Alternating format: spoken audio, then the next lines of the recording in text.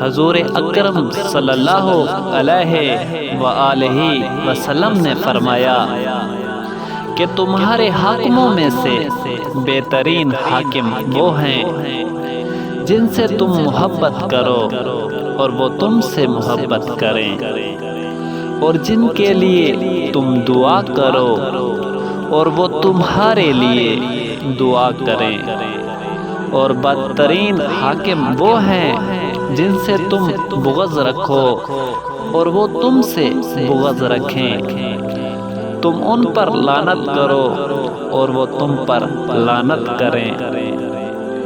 صحابہ کرام رضی اللہ تعالیٰ عنہ نے عرض کیا، ہم ان حاکموں کو معذور نہ کر دیں اور جو عہد ان سے کیا ہے اس کو نہ توڑ دیں؟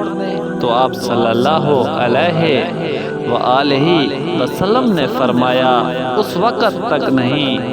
جب تک وہ تم میں نماز قائم کریں۔ خبردار،